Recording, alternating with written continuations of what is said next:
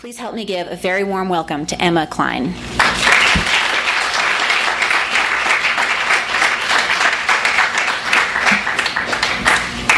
Hi.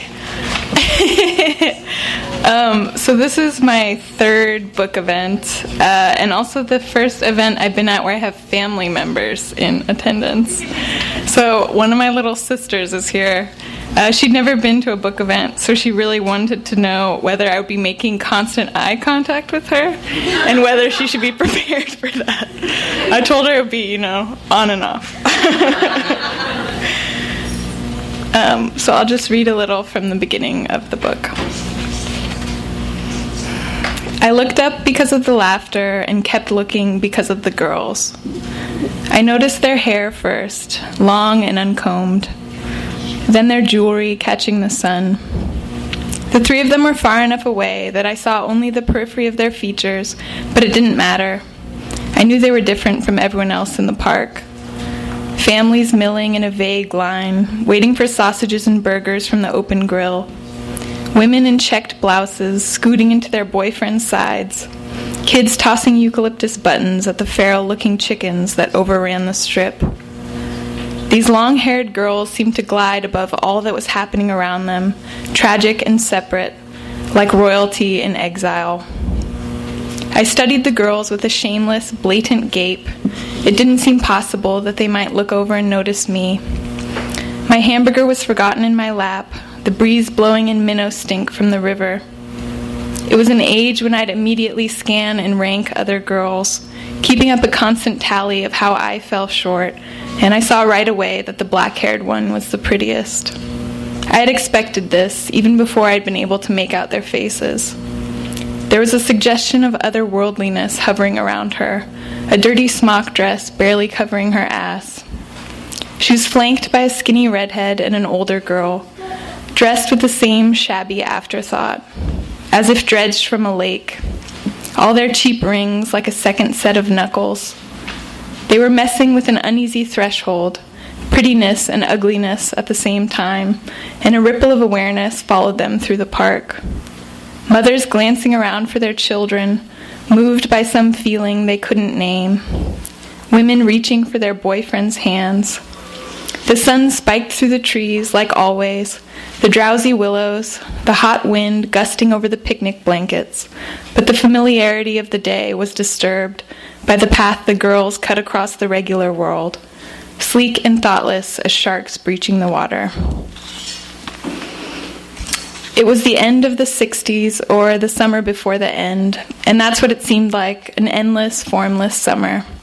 The hate populated with white-garbed process members handing out their oat-colored pamphlets, the jasmine along the roads that year blooming particularly heady and full. Everyone was healthy, tan, and heavy with decoration, and if you weren't, that was a thing too. You could be some moon creature, chiffon over the lampshades, on a Kachari cleanse that stained all your dishes with turmeric. But that was all happening somewhere else, not in Petaluma with its low-hipped ranch houses, the covered wagon perpetually parked in front of the Hi-Ho restaurant, the sun-scorched crosswalks. I was 14 but looked much younger. People liked to say this to me. Connie swore I could pass for 16, but we told each other a lot of lies. We'd been friends all through junior high. Connie waiting for me outside classrooms as patient as a cow, all our energy subsumed into the theatrics of friendship. She was plump but didn't dress like it, in cropped cotton shirts with Mexican embroidery, too tight skirts that left an angry rim on her upper thighs. I'd always liked her in a way I'd never had to think about, like the fact of my own hands. Come September, I'd be sent off to the same boarding school my mother had gone to. They'd built a well-tended campus around an old convent in Monterey, the lawns smooth and sloped. Shreds of fog in the mornings, brief hits of the nearness of salt water. It was an all-girls school, and I'd have to wear a uniform. Low-heeled shoes and no makeup, midi blouses threaded with navy ties. It was a holding place, really, enclosed by a stone wall and populated with bland, moon-faced daughters, campfire girls, and future teachers shipped off to learn 160 words a minute shorthand. to make dreamy, overheated promises to be one another's bridesmaids at Royal Hawaiian weddings. My impending departure forced a newly critical distance on my friendship with Connie. I'd started to notice certain things, almost against my will. How Connie said, the best way to get over someone is to get under someone else. As if we were shop girls in London instead of inexperienced adolescents in the farm belt of Sonoma County. We licked batteries to feel a metallic jolt on the tongue, rumored to be 1/18th of an orgasm. It pained me to imagine how our twosome appeared to others, marked as the kind of girls who belonged to each other, those sexless fixtures of high schools. Every day after school, we'd click seamlessly into the familiar track of the afternoons, waste the hours at some industrious task, following Vidal Sassoon's suggestions for raw egg smoothies to strengthen hair, or picking at blackheads with the tip of a sterilized sewing needle. The constant project of our girl selves, seeming to require odd and precise attentions. As an adult, I wonder at the pure volume of time I wasted, the feast and famine we were taught to expect from the world, the countdowns in magazines that urged us to prepare 30 days in advance for the first day of school. Day 28, apply a face mask of avocado and honey. Day 14, test your makeup look in different lights, natural, office, dusk. Back then, I was so attuned to attention. I dressed to provoke love, tugging my neckline lower, settling a wistful stare on my face whenever I went out in public that implied many deep and promising thoughts should anyone happen to glance over. As a child, I had once been part of a charity dog show and paraded around a pretty collie on a leash, a silk bandana around its neck. How thrilled I'd been at the sanctioned performance, the way I went up to strangers and let them admire the dog, my smile as indulgent and constant as a salesgirl, and how vacant I'd felt when it was over, when no one needed to look at me anymore. I waited to be told what was good about me. I wondered later if this was why there were so many more women than men at the ranch. All that time I had spent readying myself, the articles that taught me life was really just a waiting room until someone noticed you. The boys had spent that time becoming themselves. Thanks.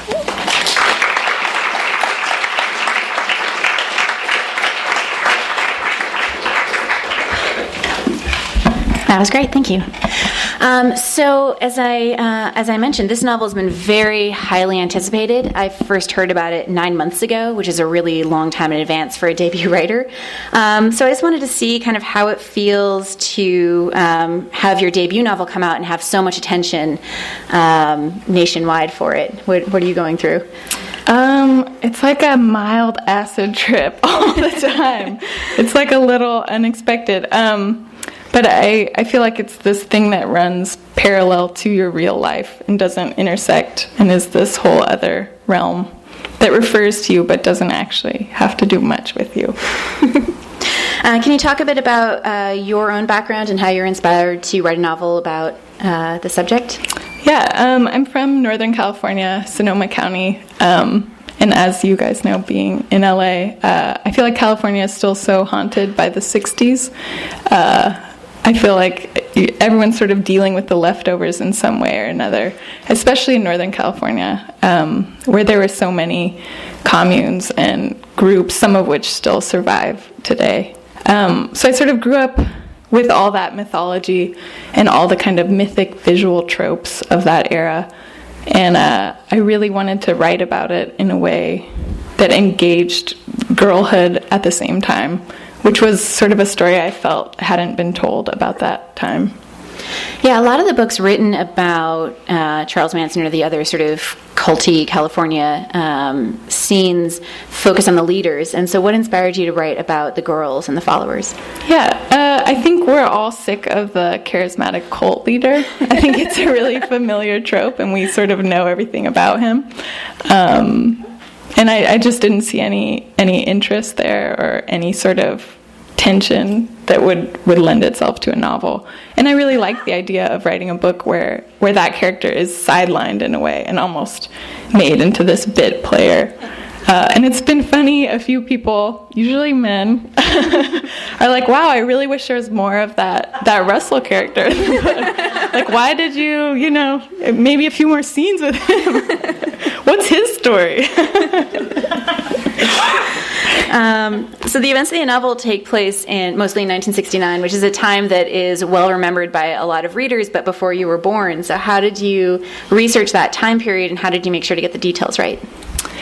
I think I'd read and sort of encountered other cultural material from that time period before I ever thought of it as research. I was just naturally drawn to it. And then both my parents grew up in California. My dad's from LA. His brother's sitting right there. And so they talked a lot about that time period, and the Manson murders for both of them loomed really large as this sort of defining moment. And then also my mom kept a diary when she was 13, which I read, which was very funny because I expected it to be filled with all kinds of amazing details, and like she'd write about, man landed on the moon today, like what an important moment.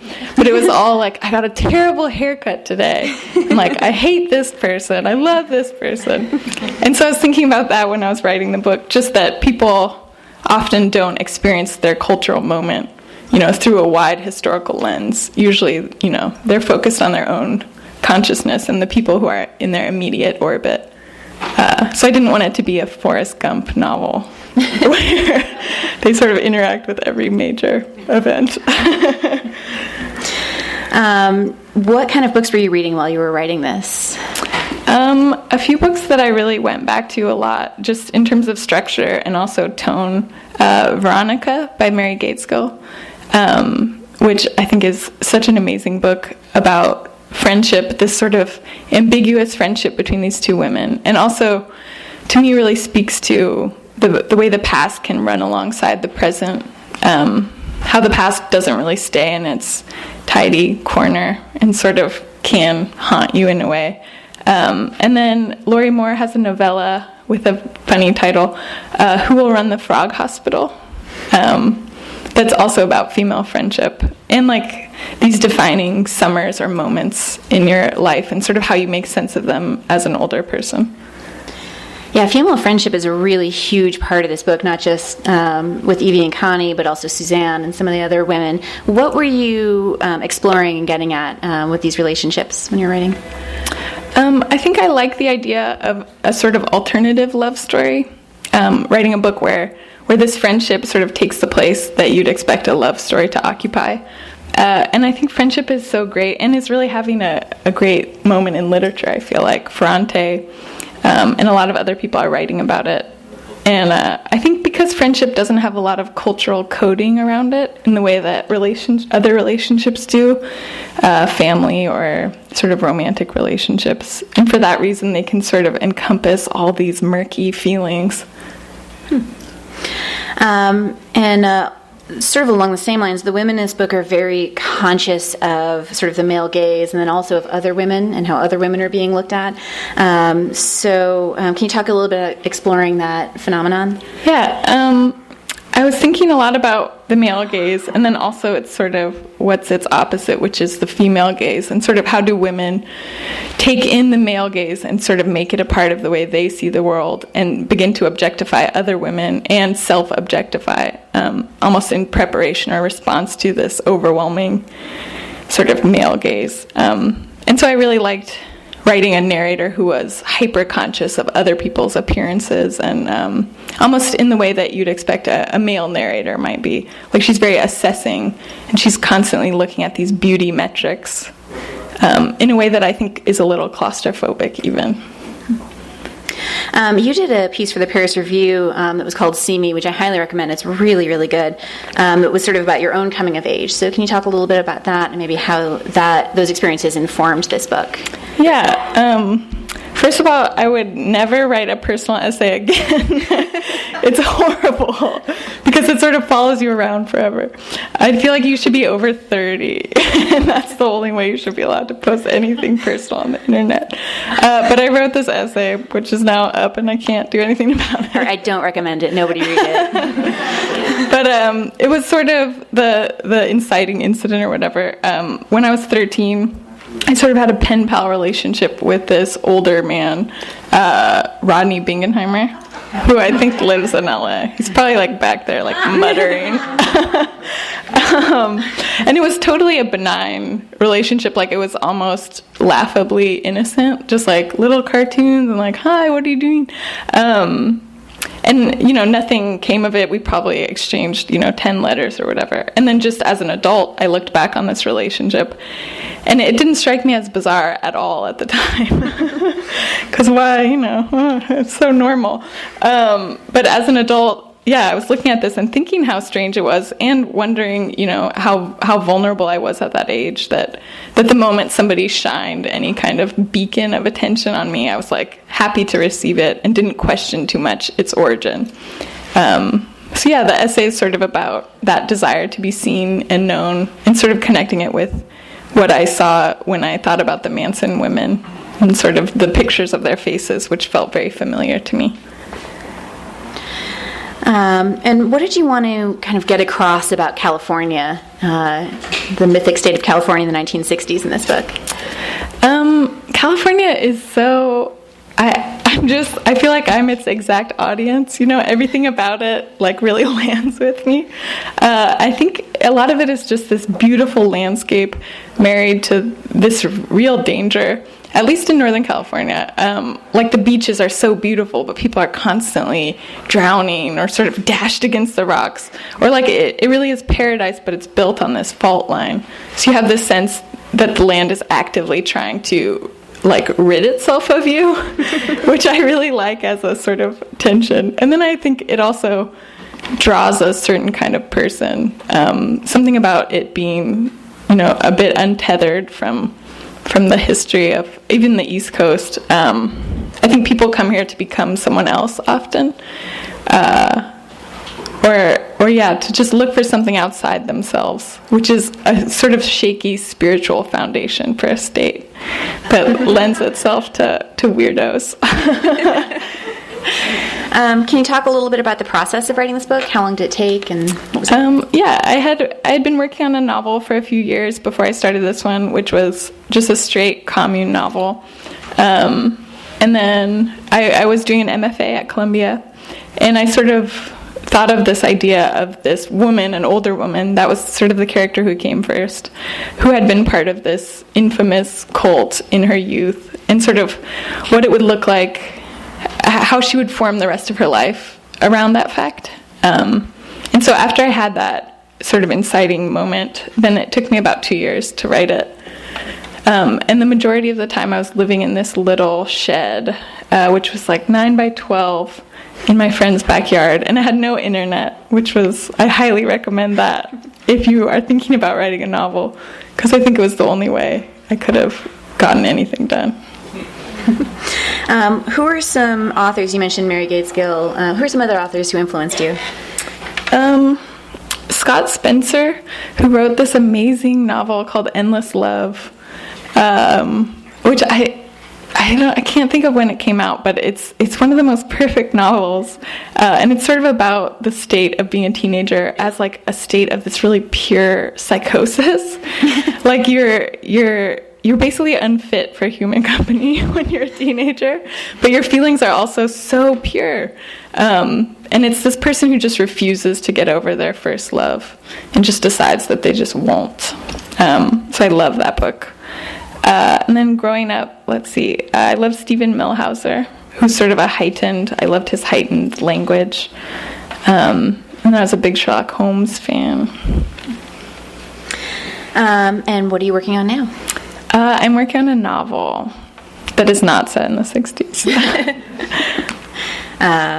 Want to give any more details or not yet? No. Okay. All right, at this point, I'd like to open it up if any of you have any questions for Emma. First one's the hardest, don't be afraid. Go ahead. This is kind of a spoiler, so tell me if you don't want that. But I wondered, after reading it, if Suzanne kicked Evie out of the car because she was being protective, or if it was just another crazy impulse. Yeah, that's a spoiler. Nobody has to buy the book. No, forget it. I sort of wanted it to be ambiguous. And to me, the book is a lot about sort of the stories we tell ourselves about the things that happen to us.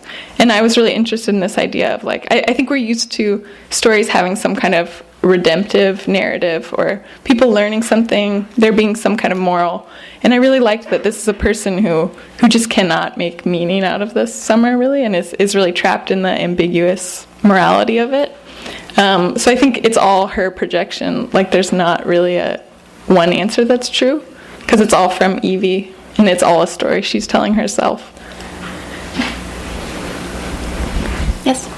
When you were sort of coming up with the setting for the book, and obviously you had sort of tied to the Manson murders, was there any sort of trickiness in trying to make it not too similar, but also you're talking about a different part of the state, trying to translate, events that happened down here to another setting? Was there any sort of challenging part of that, or parts that you felt were maybe a little bit, should have been more realistic or less realistic?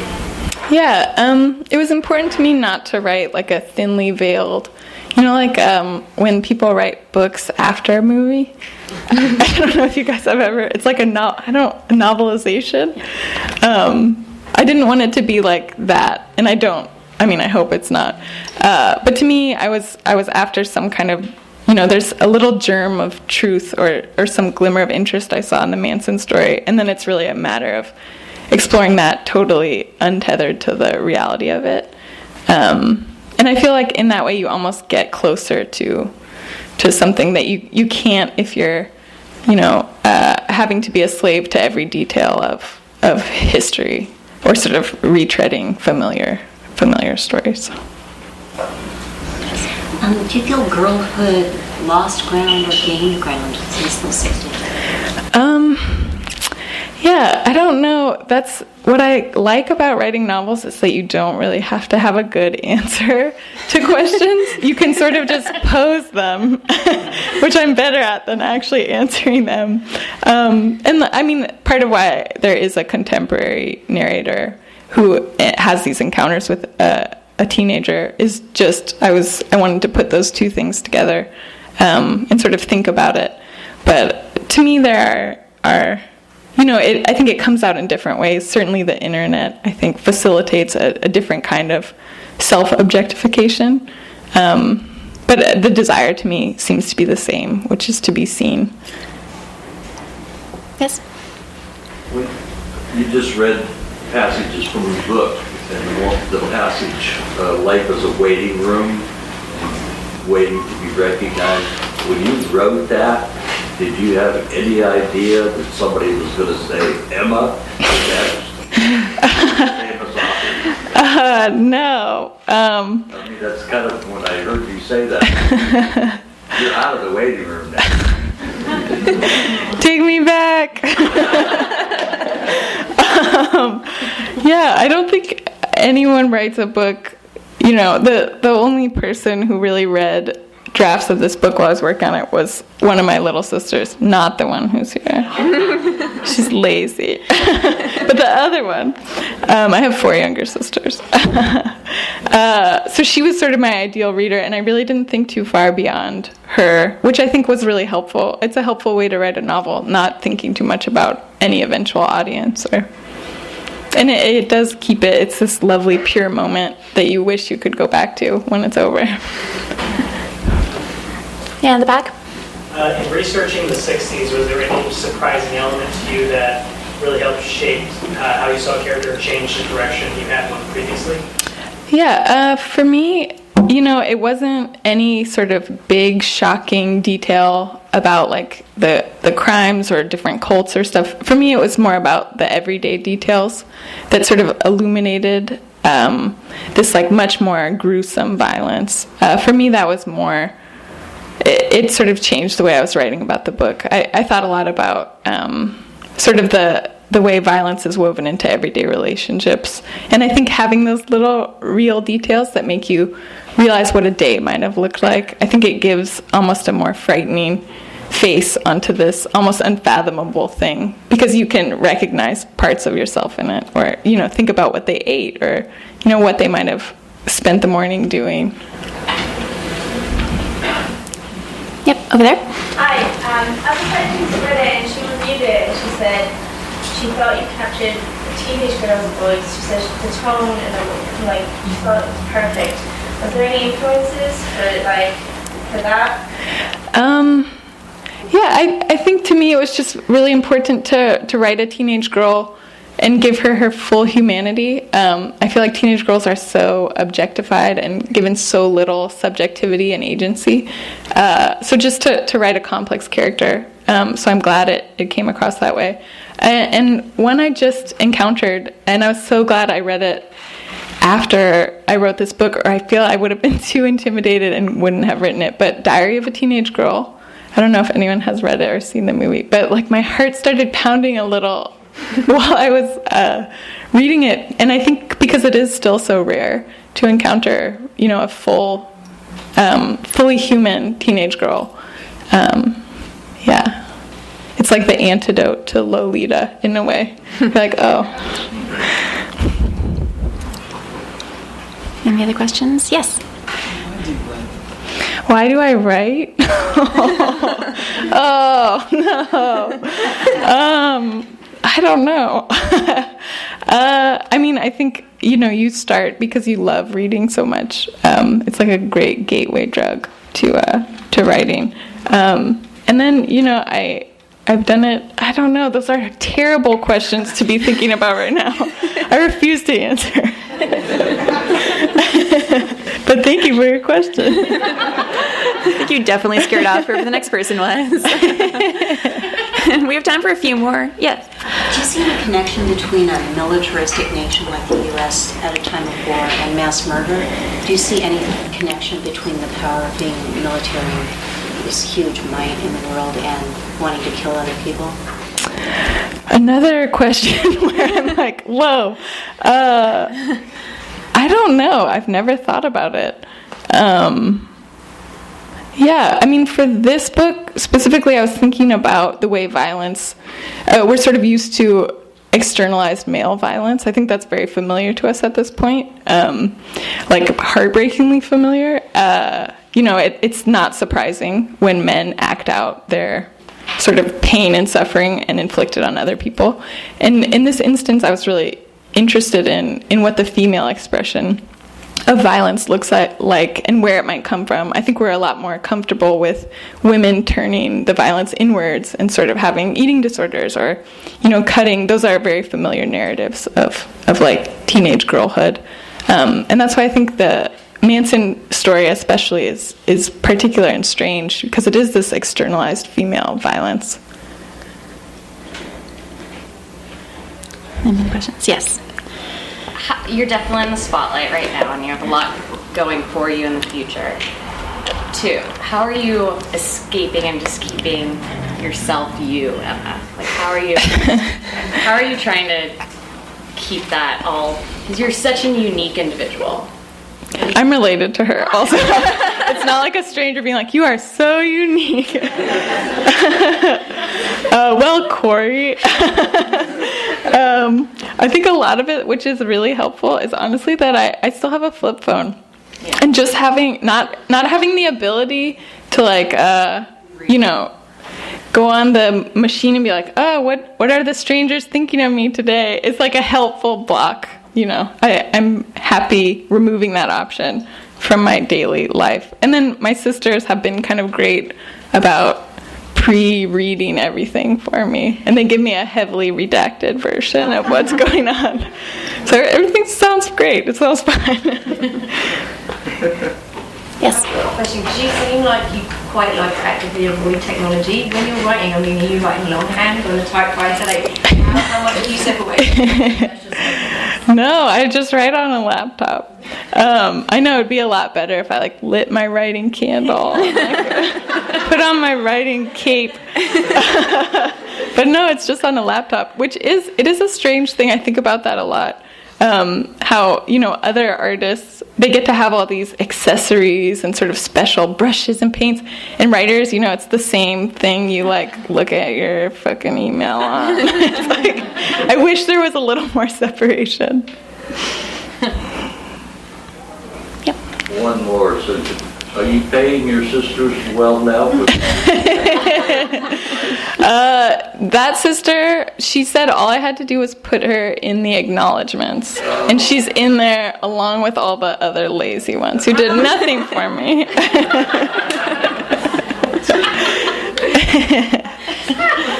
All right, one more question.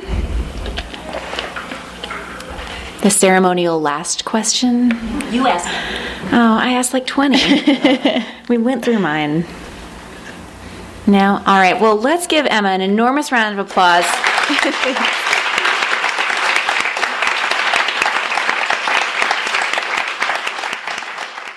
You've been listening to the Skylight Books author reading series. Don't forget you can listen to this and all our other great podcasts at skylightbooks.com. Thanks again for stopping by, and we hope to see you soon.